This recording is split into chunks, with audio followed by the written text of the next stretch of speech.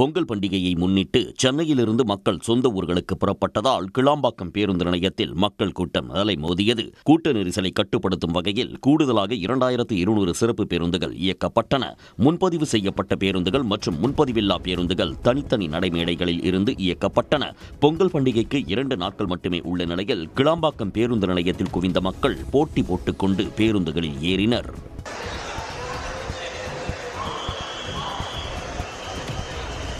தீபாவளி டைமில் ரொம்ப ரஷ்ஷாக இருந்துச்சு, ரொம்ப கூட்டமாக இருந்துச்சு. யார்கிட்ட கேட்டாலுமே இங்கேருந்து அங்கே போங்க, அங்கேருந்து இங்கே போங்கன்னு சொல்லிட்டு இருந்தாங்க. ஆனால் இப்போது அவ்வளோ கூட்டம் இல்லை, ரெஸ்பான்ஸும் நிறையா கிடைக்குது. இப்போ நான் சீக்கிரமே வந்துட்டேன், எனக்கு 10 o'clock தான் பஸ்ஸு. நாங்கள் ஒரு சார் கிட்ட கேட்டேன், அவங்க இங்கே உட்காருங்கன்னு சொல்லிட்டு தான் போயிருந்தாங்க. ஸோ அந்த மாதிரி ரெஸ்பான்ஸ் போன வாட்டி இல்லை. பொங்கல் பண்டிகையை ஒட்டி நாளை முதல் வரும் 18ஆம் தேதி வரை பள்ளிகளுக்கு விடுமுறை அளிக்கப்பட்டுள்ளது. தமிழர்களின் திருநாளான பொங்கல் பண்டிகை நாளை மறுநாளும் 16ஆம் தேதி திருவள்ளுவர் தினமும் 17ஆம் தேதி உழவர் தினமும் கொண்டாடப்படுகிறது. இந்நிலையில் பொங்கல் பண்டிகையை கொண்டாட சொந்த ஊர் செல்ல ஏதுவாக ஒரு நாள் முன்னதாக நாளை போகி பண்டிகை தினத்தன்றும் பள்ளிகளுக்கு விடுமுறை அறிவிக்கப்பட்டுள்ளது. ஓரிரு நாட்களில் அதிமுக கூட்டணியில் ஒரு புதிய கட்சி இணைய உள்ளதாக அக்கட்சியின் பொதுச் செயலாளர் எடப்பாடி பழனிசாமி கூறியுள்ளதாக தகவல் வெளியாகியுள்ளது. சட்டமன்ற தேர்தலில் அதிமுக சார்பில் போட்டியிட விருப்ப மனு அளித்தவர்கள் உடனான நேர்காணல் அக்கட்சியின் தலைமை அலுவலகத்தில் நடைபெற்று வருகிறது. 3வது நாளான நேற்று விருதுநகர், கடலூர், நாகை, மயிலாடுதுறை, திருச்சி உள்ளிட்ட மாவட்டங்களைச் சேர்ந்தவர்களிடம் நேர்காணல் நடைபெற்றது. அப்போது பேசிய எடப்பாடி பழனிசாமி அதிமுக கூட்டணி வலுவாக உள்ளதாகவும் ஓரிரு நாட்களில் ஒரு புதிய கட்சி கூட்டணியில் இணைய உள்ளதாகவும் தெரிவித்ததாக கூறப்படுகிறது. மேலும் சில கட்சிகளுடன் பேச்சுவார்த்தை நடத்தி வருவதாகவும் அதிமுக தனி பெரும்பான்மையுடன் ஆட்சி அமைக்கும் என்றும் எடப்பாடி பழனிசாமி நம்பிக்கை தெரிவித்ததாகவும் தகவல் வெளியாகியுள்ளது. ஆட்சியில் பங்கு என இதுவரை மார்க்சிஸ்ட் கட்சி கேட்டதும் இல்லை, இனி கேட்கப் போவதும் இல்லை என திண்டுக்கல் நாடாளுமன்ற உறுப்பினர் சச்சிதானந்தம் தெரிவித்துள்ளார். திண்டுக்கல்லில் செய்தியாளர்களிடம் பேசிய அவர் விபிஜி ராம்ஜி சட்டத்தை ஒன்றிய அரசு திரும்பப் பெற வேண்டும் என அவர் வலியுறுத்தினார். தொகுதி பங்கீடு குறித்து பேசுவதற்கான குழு அமைக்கப்பட்ட பிறகு தொகுதிகள் குறித்து மாநில தலைமை பேசி முடிவெடுக்கும் என தெரிவித்தார். சுமூகமான முறையில் எங்களுடைய பேச்சுவார்த்தைகள் நடைபெறும். இந்த அணி நிச்சயமாக அது வெற்றி பெறும். ஆட்சியில் பங்கு என்ற கோரிக்கை மார்க்சிஸ்ட் கம்யூனிஸ்ட் கட்சி தரப்பில் எந்த காலத்திலும் எழுப்பப்பட்டதும் கிடையாது, எதிர்காலத்திலும் எழுப்புவதுங்கிறதும் கிடையாது. ஒன்றிய பட்ஜெட்டில் தமிழ்நாட்டுக்கான நிதி தொடர்ந்து குறைவாகவே அறிவிக்கப்படுவதாக குற்றம் சாட்டிய சச்சிதானந்தம் பட்ஜெட் கூட்டத்தொடரில் தமிழ்நாட்டுக்கு கூடுதல் நிதி கேட்போம் என்றும் தெரிவித்தார். தமிழ்நாட்டில் பரவலாக பெய்த மழையால் குளிர்ச்சியான சூழல் நிலவுகிறது. திருச்சி, காரைக்குடி மற்றும் சுற்றுப்பகுதிகளில் பெய்த மழையால் அப்பகுதி மக்கள் மகிழ்ச்சியடைந்தனர். சீர்காழி, மயிலாடுதுறை, திருவாரூர், புதுக்கோட்டை, தஞ்சாவூர், கும்பகோணம் உள்ளிட்ட பகுதிகளில் பலத்த காற்றுடன் மழை கொட்டியது. திருவண்ணாமலை, செய்யாறு, நத்தம், கரூர் உள்ளிட்ட இடங்களில் பெய்த மழையால் சாலைகளில் தண்ணீர் பெருக்கெடுத்து ஓடியது. நாகை மற்றும் சுற்றுப்பகுதிகளில் இடி மின்னலுடன் அரை மணி நேரம் மழை பெய்தது.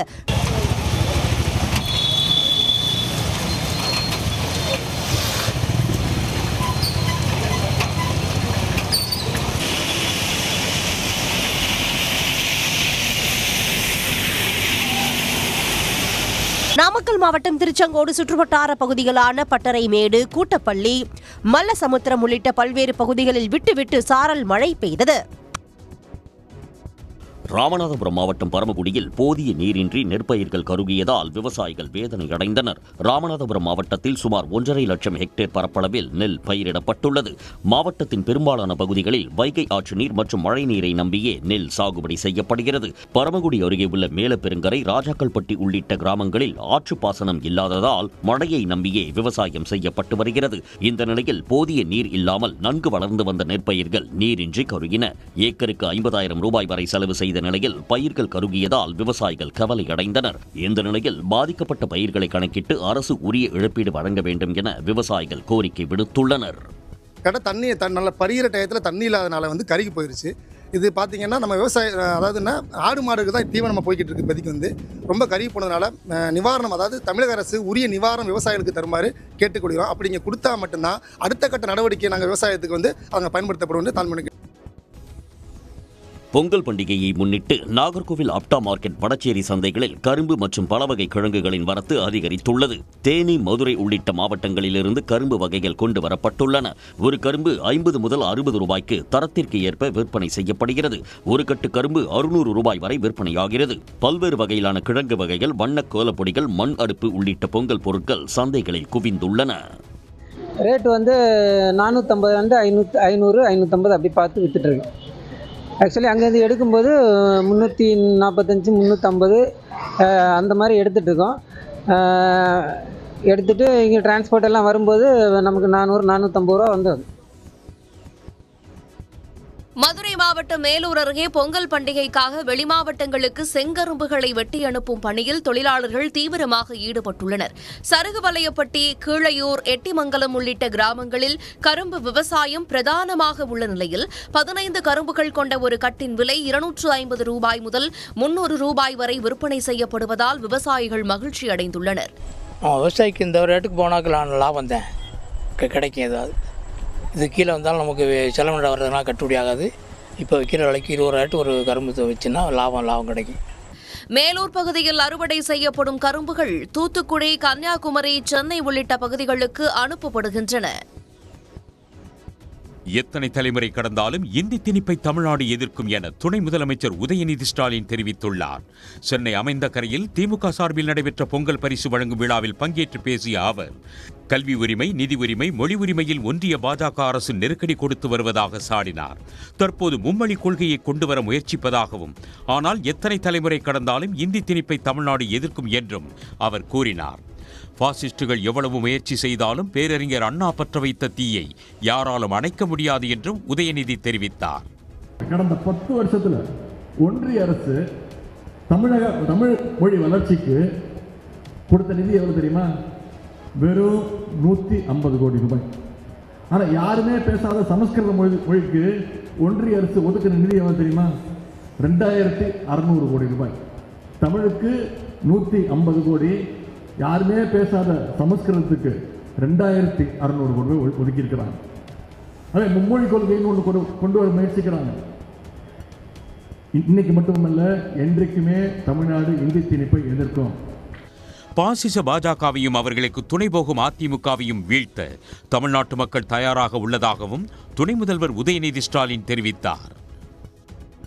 கச்சத்தீவு அருகே மீன்பிடித்துக் கொண்டிருந்த ராமேஸ்வரம் மீனவர்கள் 10 பேரை படகுடன் இலங்கை கடற்படை சிறைப்பிடித்துள்ளது அதிர்ச்சியை ஏற்படுத்தியிருக்கிறது. கடலுக்கு மீன்பிடிக்கச் செல்லும் தமிழ்நாடு மீனவர்களை எல்லை தாண்டியதாக கூறி இலங்கை கடற்படையினர் அவ்வப்போது சிறைப்பிடித்து வருவதோடு அவர்களது படகுகளையும் பறிமுதல் செய்து வருகிறார்கள். இந்நிலையில் ராமேஸ்வரத்திலிருந்து கடலுக்கு மீன்பிடிக்க சென்ற மீனவர்கள் கச்சத்தீவு அருகே மீன்பிடித்துக் கொண்டிருந்தபோது அங்கு வந்த இலங்கை கடற்படையினர் தமிழக மீனவர்களை சுற்றி வளைத்தார்கள். இதில் ஒரு படகையும் அதில் மீன்பிடித்துக் கொண்டிருந்த 10 மீனவர்களையும் சிறைப்பிடித்து நெடுந்தீவு கடற்படை முகாமுக்கு அழைத்துச் சென்று விசாரணை நடத்தி வருகின்றனர். தமிழக மீனவர்கள் பிரச்சினைக்கு நிரந்தர தீர்வு காண வேண்டும் என்று மீனவ அமைப்புகள் தொடர்ந்து வலியுறுத்தி வருகின்றன. வட மாநிலங்களில் கொட்டி வரும் வரலாறு காணாத மூடு பனியால் குளிர் அலை வீசும் என்று இந்திய வானிலை ஆய்வு மையம் எச்சரித்துள்ளது. கடுமையான குளிரால் வட இந்திய நகரங்கள் தத்தளித்து வருகின்றன. தலைநகர் டெல்லியில் கடந்த 13 ஆண்டுகளில் இல்லாத அளவுக்கு குளிர் நிலவுவதால் வெப்பநிலை 3 டிகிரி செல்சியஸாக குறைந்துள்ளது. காலை நேரத்தில் நிலவும் உறைபனி மற்றும் அடர்ந்த மூடு பனியால் மக்களின் இயல்பு வாழ்க்கை பாதிக்கப்பட்டுள்ளது. முன்பு எப்போதும் இல்லாத அளவுக்கு வெப்பநிலை குறைந்ததால் தலைநகரம் நடுங்கி வருகிறது. கடும் குளிர் காரணமாக தலைநகரில் மின்சார நுகர்வும் அதிகரித்துள்ளது. உத்தரப்பிரதேசம், பஞ்சாப், ஹரியானா, ராஜஸ்தான், பீகார் மற்றும் மத்திய பிரதேசம் உள்ளிட்ட மாநிலங்களிலும் மக்கள் குளிரில் நடுங்கி வருகின்றனர். இமாச்சல பிரதேசம் மற்றும் உத்தராகண்டிலும் கடுமையான குளிர் நிலவுகிறது. இதனால் விமானங்கள் மற்றும் ரயில் சேவைகளில் தொடர்ந்து தாமதம் ஏற்பட்டு வருகிறது. எஸ்ஐஆர் பணியின் போது வாக்காளர்களுக்கு உரிய ஒப்புகைச் சீட்டு வழங்கப்படவில்லை என்று தலைமை தேர்தல் ஆணையருக்கு மேற்கு வங்க முதலமைச்சர் மம்தா பானர்ஜி 5வது முறையாக கடிதம் எழுதியுள்ளார். அந்த மாநிலத்தில் கடந்த நவம்பர் முதல் டிசம்பர் மாதம் வரை வாக்காளர் பட்டியல் சிறப்பு தீவிர திருத்த பணிகள் நடைபெற்றன. இதில் 55 லட்சம் வாக்காளர்களின் பெயர்கள் பல்வேறு காரணங்களுக்காக நீக்கப்பட்டதாக தேர்தல் ஆணையம் அறிவித்தது. இந்நிலையில் தலைமை தேர்தல் ஆணையர் ஞானேஷ்குமாருக்கு முதலமைச்சர் மம்தா பானர்ஜி நேற்று எழுதியுள்ள கடிதத்தில் எஸ்ஐஆர் பணியின் போது வாக்காளர்கள் வழங்கும் ஆவணங்களுக்கு BLOக்கள் எனப்படும் வாக்குச்சாவடி நிலை அலுவலர்கள் ஒப்புகைச் சீட்டுகளை வழங்கவில்லை என்று தெரிவித்துள்ளார். 2002ஆம் ஆண்டு தயாரிக்கப்பட்ட வாக்காளர் பட்டியலை வைத்து AI மூலம் தரவுகளை உருவாக்கியதால் பெயர், முகவரி ஆகியவை பொருந்தாத நிலை ஏற்பட்டுள்ளதாகவும் இதனால் அதிகப்படியான வாக்காளர்களின் பெயர்கள் விடுபட்டுள்ளதாகவும் அந்த கடிதத்தில் அவர் கூறியுள்ளார். டிஜிட்டல் மயம் என்ற பெயரில் பெரும்பாலான வாக்காளர்களின் பெயர்கள் நீக்கப்பட்டுள்ளதாகவும் இது அரசியலமைப்பு சட்டத்திற்கு எதிரானது என்றும் அவர் கடிதத்தில் கூறியுள்ளார். பொங்கலை முன்னிட்டு போக்குவரத்து ஊழியர்களுக்கு 6 கோடியே 15 லட்சம் ரூபாய் சாதனை ஊக்கத்தொகை வழங்கப்படும் என்று தமிழ்நாடு அரசு அறிவித்துள்ளது. இது தொடர்பாக அரசு வெளியிட்டுள்ள செய்திக்குறிப்பில் 2025இல் 91 நாட்கள் முதல் 150 நாட்கள் வரை பணிபுரிந்தவர்களுக்கு 85 ரூபாயும், 151 நாட்கள் முதல் 199 நாட்கள் பணிபுரிந்தவர்களுக்கு 195 ரூபாயும், 200 நாட்கள் மற்றும் அதற்கு மேல் பணிபுரிந்தவர்களுக்கு 625 ரூபாயும் சாதனை ஊக்கத்தொகை வழங்கப்படும் என தெரிவிக்கப்பட்டுள்ளது.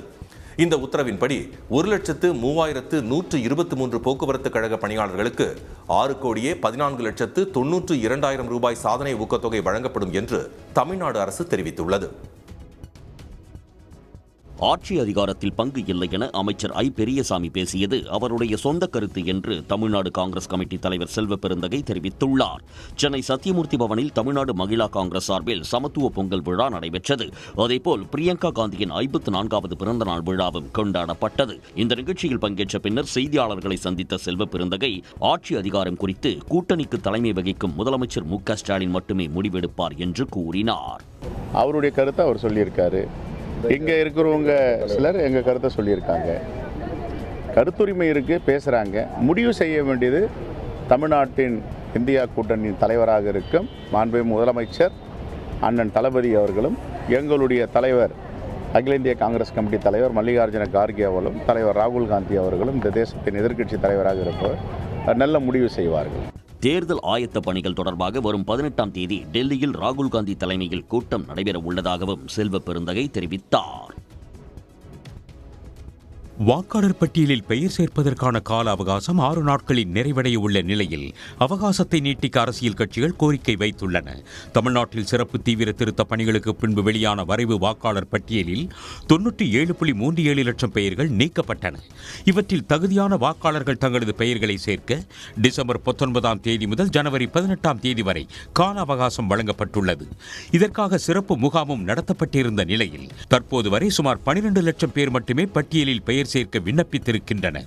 பெயர் சேர்ப்புக்கான விண்ணப்ப தேதி 6 நாட்களில் முடிவடைய இருப்பதுடன் இடையே பண்டிகையும் வருவதால் விண்ணப்பிப்பதற்கான தேதியை மேலும் நீட்டிக்க வேண்டும் என்று பாஜக, சிபிஎம் உள்ளிட்ட கட்சிகள் தமிழ்நாடு தலைமை தேர்தல் அதிகாரியிடம் மனு அளித்துள்ளன. இந்திய அரசியல் சாசனம் இந்திய நாட்டு மக்களுக்கு சமமாக வழங்கியிருக்கிற ஒரு உரிமை என்பது வாக்களிக்கும் உரிமை. அது ஏழையோ பணக்காரனோ யாராக இருந்தாலும் அந்த உரிமை ஒரு 50 லட்சம் பேத்துக்கு தமிழ்நாட்டில் இல்லாமல் போகுதுன்னா அது மிகப்பெரிய ஜனநாயக படுகொலை. அது நிச்சயமாக அப்படி நடப்பதற்கு அனுமதிக்கக்கூடாது. தேர்தல் ஆணையம் கூடுதல் அவகாசம் வழங்கினால் பெயர் சேர்ப்புக்கான புதிய விண்ணப்பதாரரின் எண்ணிக்கை மேலும் உயரும் என எதிர்பார்க்கப்படுகிறது.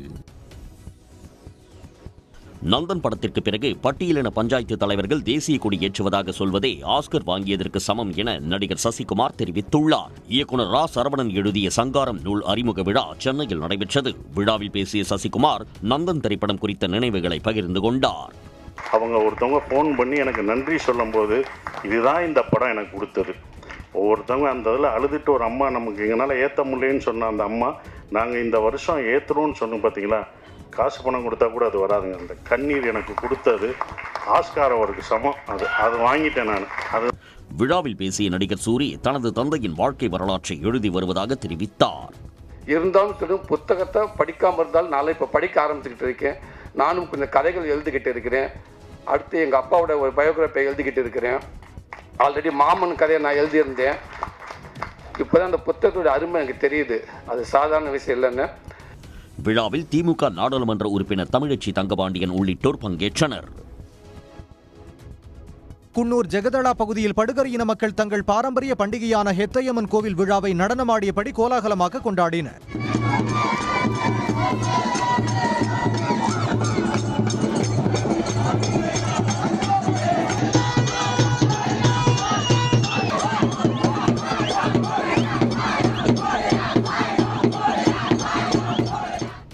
நீலகிரி மாவட்டத்தில் 300க்கும் மேற்பட்ட கிராமங்களில் படுகர் இன மக்கள் வசித்து வருகின்றனர். இதில் பேரகணி, ஜெகதளா, ஒன்னத்தலை உள்ளிட்ட 14 கிராமங்களில் ஹெத்தையம்மன் கோயில் விழா கோலாகலமாக கொண்டாடப்படுகிறது. இவ்விழாவுக்காக ஏராளமான படுகர் இன மக்கள் தங்களுடைய பாரம்பரிய ஆடை அணிந்து தேயிலை தோட்டங்களின் வழியாக பாரம்பரிய நடனமாடியபடி ஹெத்தையம்மன் கோயிலை வந்தடைந்தனர். விழாவை ஒட்டி ஓதனட்டி, பேரட்டி, மல்லிக்குறை உள்ளிட்ட 8 கிராமங்களைச் சேர்ந்த ஹெத்தைக்காரர்கள் எனப்படும் பக்தர்கள் 48 நாட்கள் விரதம் மேற்கொண்டு கோயிலில் சிறப்பு பூஜைகள் செய்து வழிபட்டனர்.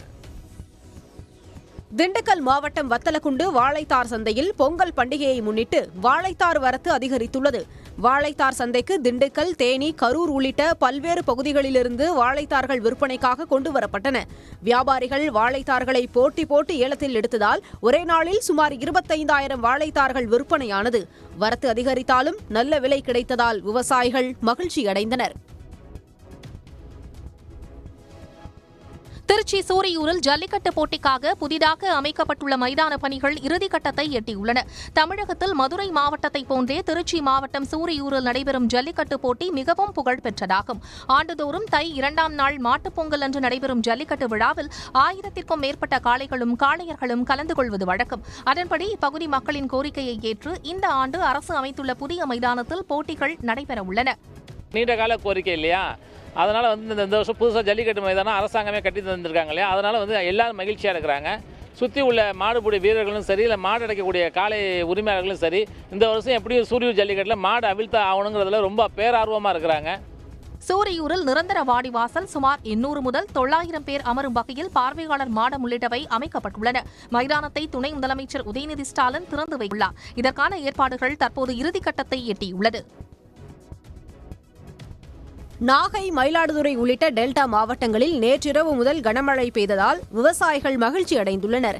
வடகிழக்கு பருவமழை தொடக்க காலத்திற்கு பிறகு மழை பெய்யாத நிலையில் நேற்று விட்டு மழை பெய்தது. இரவில் நாகை, மயிலாடுதுறை, தஞ்சாவூர் மாவட்டங்களில் பல்வேறு இடங்களில் கனமழை கொட்டி தீர்த்தது. கடந்த 24 மணி நேரத்தில் அதிகபட்சமாக திருக்குவளையில் 9 சென்டிமீட்டர் மழை பெய்தது. இதேபோல் வேளாங்கண்ணி, வேதாரண்யம், திருப்பூண்டியில் 7 சென்டிமீட்டருக்கு அதிகமாக மழை பொழிந்தது. மயிலாடுதுறை மாவட்டத்தில் சீர்காழி, செம்பனார் கோயிலில் தலா 8 சென்டிமீட்டரும், மயிலாடுதுறை, தரங்கம்பாடியில் தலா 7 சென்டிமீட்டரும் மழை பதிவாகியுள்ளது. தஞ்சாவூர், திருவாரூர் மாவட்டங்களிலும் பல்வேறு இடங்களில் 2வது நாளாக விட்டு மழை தொடர்வதால் மக்களின் இயல்பு வாழ்க்கை பாதிக்கப்பட்டுள்ளது. ஆட்சி அதிகாரத்தில் பங்கு வேண்டும் என காங்கிரஸ் கேட்பது குறித்து முதலமைச்சர் தான் முடிவு செய்வார் என்று ஊரக வளர்ச்சித்துறை அமைச்சர் ஐ. பெரியசாமி தெரிவித்துள்ளார். திண்டுக்கல் கிழக்கு திமுக சார்பில் கலைஞர் மாளிகையில் சமத்துவ பொங்கல் நிகழ்ச்சி நடைபெற்றது. இதில் கலந்து கொண்ட அமைச்சர் ஐ. பெரியசாமி பின்னர் செய்தியாளர்களுக்கு பேட்டியளித்தார். அப்போது காங்கிரஸ் தலைவர் செல்வ பெருந்தகை ஆட்சி அதிகாரத்தில் பங்கு வேண்டும் என கேட்டுள்ளது குறித்த கேள்விக்கு இதுவரை திமுக கூட்டணி ஆட்சி அமைத்ததில்லை என்றார். இன்னைக்கு சொல்ல, கடந்த காலங்களில் கூட்டணி ஆட்சி தமிழ்நாட்டில் இல்லை, உங்களுக்கு நல்லா தெரியும்ல, அதான் சொன்னேன். சாதாரண சொன்னேன், ஏன்னா மாநிலத்தில் சுயாட்சி, மத்தியில் கூட்டாட்சிங்கிற தத்துவம் அதை கூட நான் சொல்லலை. நான் சொன்னது கடந்த காலங்களில் திராவிட முன்னேற்றக் கழகம் எப்பயுமே ஆட்சியில் இருந்த காலத்தில் கூட்டணி ஆட்சியாக அமைக்கவில்லை. தமிழகத்தில் 67லேருந்து இல்லை. சமத்துவ பொங்கல் கலைஞர் காலத்தில் இருந்து தற்போது வரை தமிழ்நாட்டில் பின்பற்றப்பட்டு வருகிறது என்றும் அமைச்சர் ஐ. பெரியசாமி தெரிவித்தார். திருப்பூர் மாவட்டம் வெள்ளக்கோவில் அருகே குறைந்த விலையில் பர்னிச்சர் பொருட்களை விற்பனை செய்த வடமாநிலத்தவர்கள் விரட்டி அடிக்கப்பட்ட சம்பவம் அதிர்ச்சியை ஏற்படுத்தியுள்ளது. ராஜஸ்தான் மாநிலத்தைச் சேர்ந்த வியாபாரிகள் சிலர் வெள்ளக்கோவில் கோவை சாலையில் பர்னிச்சர் பொருட்களை விற்பனை செய்து வந்தனர். குறைந்த விலையில் விற்கப்பட்ட பொருட்களை அப்பகுதி மக்கள் ஏராளமானோர் வாங்கிச் சென்றனர். இதனால் ஆத்திரமடைந்த அப்பகுதி பர்னிச்சர் வியாபாரிகள் சிலர் பொருட்களை விற்பனை செய்யக்கூடாது என வடமாநில வியாபாரிகளை விரட்டி அடித்தனர். அவங்களுக்கு தொழில் பாதிக்குது, இவங்க லாபம் கம்மியாக விற்கிறார்கள். அவங்க 5000 ரூபாய்க்கு விற்கிற பொருளை இவங்க 2000 ரூபாய்க்கு விற்கிறதுனால இவங்களை விற்க வேண்டாம்னு சொல்லி என்று முடுக்கிறார்கள். பொருளும் நல்ல குவாலிட்டியாக இருக்கிறதுனால கடைக்காரர்கள் எல்லாருமே இவங்களுக்கு எதிர்ப்பு தெரிவிக்கிறார்கள். கடந்த சில தினங்களுக்கு முன்னர் காங்கேயத்திலும் வடமாநில வியாபாரிகள் விரட்டி அடிக்கப்பட்டது குறிப்பிடத்தக்கது. தமிழ்நாட்டில் புலம்பெயர் தொழிலாளர்களின் பாதுகாப்பை உறுதி செய்ய கோரிய பொதுநல மனுவை விசாரித்த மதுரை உயர்நீதிமன்றம் ஒரு நிகழ்வை அடிப்படையாக கொண்டு மட்டும் நடவடிக்கை எடுக்குமாறு உத்தரவிட முடியாது என தெரிவித்தது. புலம்பெயர் தொழிலாளர்களுக்கு குறைவான ஊதியமே வழங்கப்படுவதாகவும் சமீப காலமாக புலம்பெயர் தொழிலாளர்கள் தாக்கப்படுவது அதிகரித்துள்ளதாகவும் மனுவில் தெரிவிக்கப்பட்டது. இந்த வழக்கை நீதிபதிகள் ஜெயச்சந்திரன் மற்றும் ராமகிருஷ்ணன் அமர்வு விசாரித்தது.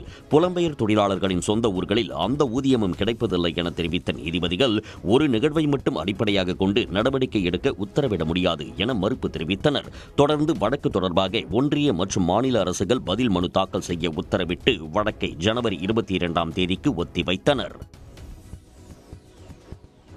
கால்நடை வளர்ப்பு இயக்குநர் தலைமையில் நடைபெறவுள்ள முத்தரப்பு பேச்சுவார்த்தையில் தங்கள் தரப்பையும் சேர்க்க கோரி கறிக்கோழி பண்ணை உற்பத்தி விவசாயிகளில் ஒரு தரப்பினர் கால்நடை வளர்ப்பு இயக்குநரகத்தில் மனு அளித்தனர். 45 நாட்கள் வளர்க்கப்பட்ட கோழி குஞ்சுகளுக்கு தற்போது வழங்கப்பட்டு வரும் 6.50 ரூபாயை 20 ரூபாயாக உயர்த்த வலியுறுத்தி திருப்பூர் கறிக்கோழி பண்ணை உற்பத்தி விவசாயிகள் போராட்டத்தில் ஈடுபட்டு வருகின்றனர். இதனைத் தொடர்ந்து கறிக்கோழி நிறுவனங்கள் 11 ரூபாய் வழங்க ஒப்புக்கொண்டுள்ளன. இந்த நிலையில் நிறுவனங்கள் ஒப்புக்கொண்ட 11 ரூபாய் போதுமானது என்று கூறும் ஒரு தரப்பு கறிக்கோழி பண்ணை உற்பத்தி விவசாயிகளுக்கு போராட்டத்தில் ஈடுபட்டுள்ள மற்றவர்கள் இடையூறுகள் செய்வதாக புகார் எழுந்தது. இது தொடர்பாக காவல் நிலையத்தில் புகார் அளித்துள்ள ஒரு தரப்பினர் வரும் 21ஆம் தேதி நடைபெறவுள்ள முத்தரப்பு பேச்சுவார்த்தையில் தங்களையும் சேர்க்க வலியுறுத்தி கால்நடை இயக்குநரிடம் மனு கொடுத்தனர். சம்பந்தமே இல்லாத சில சங்கங்கள் நீங்கள் கோழி இறக்கக்கூடாது, உங்களுக்கு நாங்கள் இவ்வளவு வாங்கி தர்றோம், அவ்வளவு வாங்கி தர்றோம், 20 ரூபா வாங்கி தர்றோம், 25 ரூபா வாங்கி தரோம்னு சொல்லி பண்ணையாளர்களை தவறான வகையில் வழிநடத்தி கொண்டிருக்கிறார்கள்.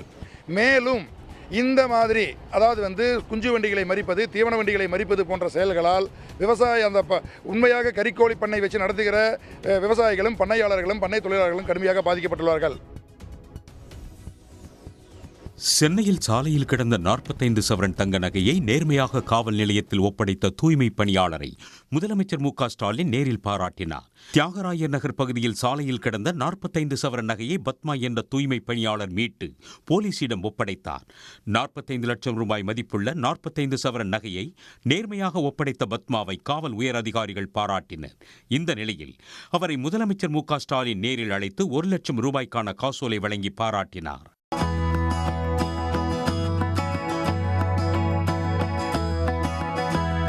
ஆட்டோ ஓட்டுநரான பத்மாவின் கணவர் சுப்பிரமணி கடந்த 2022ஆம் ஆண்டு கீழே கிடந்த 1 லட்சம் ரூபாய் பணத்தை எடுத்து காவல் நிலையத்தில் ஒப்படைத்தது குறிப்பிடத்தக்கது. தூய்மை பணியாளர்கள் சென்னை மாநகராட்சியின் கீழ் பணியமர்த்தப்படுவார்கள் என அமைச்சர் சேகர்பாபு உறுதியளித்துள்ளார். சென்னை அம்பத்தூரில் கடந்த 57 நாட்களாக உண்ணாவிரத போராட்டத்தில் ஈடுபட்டு வந்த தூய்மை பணியாளர்களை அமைச்சர் சேகர்பாபு நேரில் சந்தித்து உண்ணாவிரதத்தை முடித்துக் கொள்ளுமாறு அறிவுறுத்தினார். தூய்மை பணியாளர்களின் கோரிக்கைகள் அனைத்தும் பரிசீலனை செய்யப்பட்டு நிறைவேற்றப்படும் என்றும் அவர் வாக்குறுதி அளித்தார். அமைச்சர் சேகர்பாபு வாக்குறுதி அளித்ததால் உண்ணாவிரதத்தை முடித்துக் கொண்டு ஆனந்த கண்ணீர் சிந்தி தங்களது மகிழ்ச்சியை வெளிப்படுத்தினர்.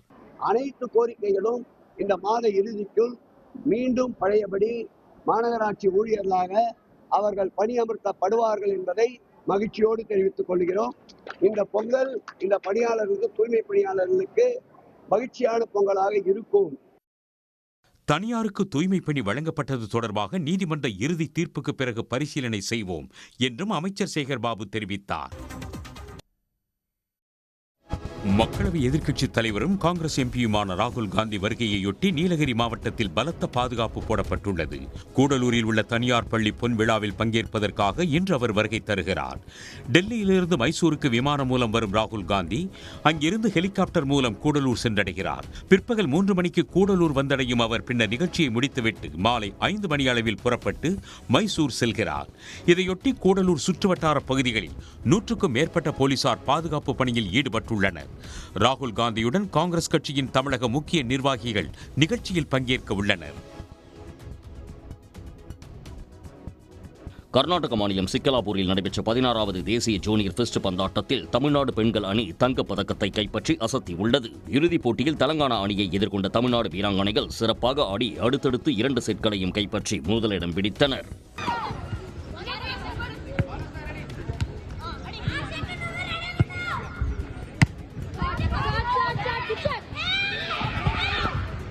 தொடரின் சிறந்த வீராங்கனையாக தேர்ந்தெடுக்கப்பட்ட தமிழ்நாடு வீராங்கனை சுபர்ணா உள்ளிட்டோருக்கு இந்திய சம்மேளன பொதுச் செயலாளர் விநாயகம் பரிசுகளை வழங்கினார். ஆண்கள் பிரிவில் பஞ்சாப் தங்கப் பதக்கத்தை வென்றது. புதுச்சேரியில் குடும்ப அட்டைதாரர்களுக்கான பொங்கல் பரிசுத் தொகை 4000 ரூபாயிலிருந்து 3000 ரூபாயாக குறைக்கப்பட்டுள்ளது. புதுச்சேரி மற்றும் காரைக்காலில் உள்ள குடும்ப அட்டைதாரர்களுக்கு 4000 ரூபாய் பொங்கல் பரிசுத் தொகை வழங்க முதல்வர் ரங்கசாமி அனுப்பிய கோப்புகள் நிதி பற்றாக்குறை காரணமாக திருப்பி அனுப்பப்பட்டது. இதையடுத்து துணைநிலை ஆளுநர் கைலாஷ்நாதனை முதல்வர் ரங்கசாமி சந்தித்து பொங்கல் பரிசுத் தொகை வழங்குவது தொடர்பாக ஆலோசித்தார். தொடர்ந்து அனைத்து துறை செயலாளர்களுடன் மேற்கொள்ளப்பட்ட ஆலோசனையில் பொங்கல் பரிசுத் தொகை வழங்குவதற்கான நிதி ஆதாரம் ஆதாரம் பிற துறைகளில் உள்ள நிதி பகிர்தல் அடிப்படையில் திரட்டப்பட்டது. இந்நிலையில் புதுச்சேரியில் உள்ள அரசு ஊழியர்கள் நீங்களாக 3,40,000 குடும்ப அட்டைதாரர்களுக்கு 3,000 ரூபாய் பொங்கல் பரிசுத் தொகை வழங்க உள்ளதாக முதல்வர் ரங்கசாமி அறிவித்தார். பொங்கல் பண்டிகை முடிந்த 2 நாட்களுக்கு பின்னர் பரிசுத் தொகை 3,000 ரூபாயை பொதுமக்களின் வங்கிக் கணக்கிலேயே வரவு வைக்க உள்ளதாக அறிவிப்பு வெளியாகியுள்ளது. ஓரிரு நாட்களில் அதிமுக கூட்டணியில் ஒரு புதிய கட்சி இணைய உள்ளதாக அக்கட்சியின் பொதுச் செயலாளர் எடப்பாடி பழனிசாமி கூறியுள்ளதாக தகவல் வெளியாகியுள்ளது. சட்டமன்ற தேர்தலில் அதிமுக சார்பில் போட்டியிட விருப்ப மனு அளித்தவர்கள் உடனான நேர்காணல் அக்கட்சியின் தலைமை அலுவலகத்தில் நடைபெற்று வருகிறது.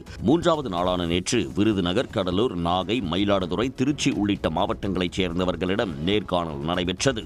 அப்போது பேசிய எடப்பாடி பழனிசாமி அதிமுக கூட்டணி வலுவாக உள்ளதாகவும் ஓரிரு நாட்களில் ஒரு புதிய கட்சி கூட்டணியில் இணைய உள்ளதாகவும் தெரிவித்ததாக கூறப்படுகிறது. மேலும் சில கட்சிகளுடன் பேச்சுவார்த்தை நடத்தி வருவதாகவும் அதிமுக தனிப்பெரும்பான்மையுடன் ஆட்சி அமைக்கும் என்றும் எடப்பாடி பழனிசாமி நம்பிக்கை தெரிவித்ததாகவும் தகவல் வெளியாகியுள்ளது. திருவள்ளூர் மாவட்டம் பழவேற்காடு ஏரியில் அதிமுக பாஜக நிர்வாகிகளான நடிகைகள் கௌதமி, மதுவந்தி ஆகியோர் தடையை மீறி படகு சவாரி சென்றது சர்ச்சையாகி உள்ளது. அவுரிவாக்கம் கிராமத்தில் நடந்த பொங்கல் விழாவில் இருவரும் சிறப்பு விருந்தினராக பங்கேற்று கொண்டாடினர். தொடர்ந்து கௌதமி, மதுவந்தி இருவரும் நிர்வாகிகள் சிலருடன் பெண் காவலர்கள் பாதுகாப்புடன் தடை செய்யப்பட்ட பகுதியில் படகில் பயணம் மேற்கொண்டனர்.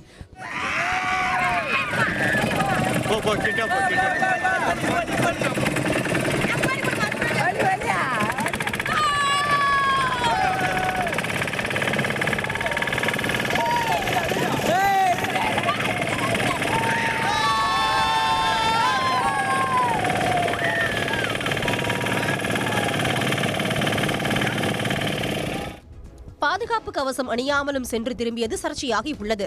ஏற்கனவே பலரும் அப்பகுதிக்கு சுற்றுலா சென்று வனத்துறையின் தடை காரணமாக படகு சவாரி செய்யாமல் திரும்பி வருகின்றனர். இந்த சூழலில் கௌதமி, மதுவந்தி படகு பயணம் மேற்கொண்டதற்கு எதிர்ப்பு கிளம்பி உள்ளது. இந்தியா, ஜெர்மனி இடையே பல்வேறு துறைகளில் 19 புரிந்துணர்வு ஒப்பந்தங்கள் கையெழுத்தாகியுள்ளன. ஜெர்மனியின் புதிய பிரதமராக கடந்த ஆண்டு பதவியேற்ற ஃபிரெட்ரிக் மெர்ஸ் பிரதமர் மோடியின் அழைப்பை ஏற்று 2 நாள் பயணமாக இந்தியா வந்தார். பல்வேறு நிகழ்ச்சிகளுக்கு பின் மோடி, மெர்ஸ் ஆகியோர் இரு நாடுகளிடையே உறவை வலுப்படுத்துவது குறித்து பேச்சுவார்த்தை நடத்தினர். இறுதியில் இந்தியா, ஜெர்மனி இடையே முதலீடு, உயர்கல்வி, வர்த்தகம், தகவல் தொழில்நுட்பம், ராணுவம், ரசாயனம், எரிசக்தி, விளையாட்டு, அஞ்சல் உள்ளிட்ட துறைகளில் 19 புரிந்துணர்வு ஒப்பந்தங்கள் கையெழுத்தாகின. அகமதாபாத்தில் ஜெர்மனியின் துணை தூதரகம் திறப்பதற்கும், ஹைதராபாத்தில் புதுப்பிக்கத்தக்க எரிசக்தி திறன் மையம் அமைக்கவும், இந்திய ஆயுர்வேத கல்வி மையம் மற்றும் ஜெர்மனியின் ஷாரிட் பல்கலைக்கழகத்துக்கும் இடையே ஒத்துழைப்பு ஒப்பந்தங்களும் கையெழுத்தாகி இருப்பது குறிப்பிடத்தக்கது.